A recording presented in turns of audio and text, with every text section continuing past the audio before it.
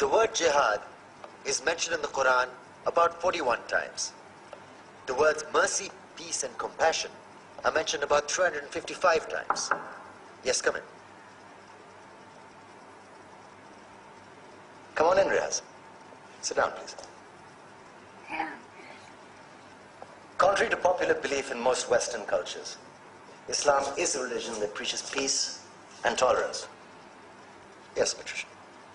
If Islam truly is a religion that preaches peace, then how come the world's most troubled spots, the West Bank, Afghanistan, Pakistan, Iraq, they're all plagued with Islamic terrorism? Well, that depends on your definition of terrorism. Some might argue that the U.S. invasions of countries like Iraq and Afghanistan are also acts of terrorism. No, those were acts of war to get rid of despotic regimes. Or a means of getting at a country's oil. Conspiracy theories. Well, May I? Yes, please. Go ahead, Riaz. Mr. Khan is right. I mean, if we're talking about terrorists, the world's biggest terrorists are the white superpowers. Come on now. No, really, stop and think about it. Explain 9/11. Okay. Do you know how many people died in the Twin Towers strike? Around 3,000. And do you have any idea how many people died in the bombing of Afghanistan? Take a wild guess. More than 15,000 people died.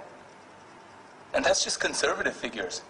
About 50,000 tons of explosives were dropped on innocent civilians. Men, women, children. Yeah, but that was because of the Taliban. Now that you brought it up, did you know that the Taliban was a creation of the CIA to fight the Russians? Whatever. They were still harboring terrorists. Yeah, right. Terrorists that were never found. Just like the weapons of mass destruction that were never found in Iraq. Do you want to get into the death toll in Iraq? 500,000 civilians and counting. And what do Britain and America say when they don't find these weapons? It's simple. They just say sorry. And still refuse to relinquish control of these countries. What are you trying to say? What I'm trying to say is that just because you're American, wear a fancy suit, and call yourself the president, doesn't make you any less of a terrorist. I'm saying that if you don't stop meddling in other people's countries, you will face a backlash. If Muslims like you feel that way, then why don't you get out of our country? We will. As soon as you promise to leave ours.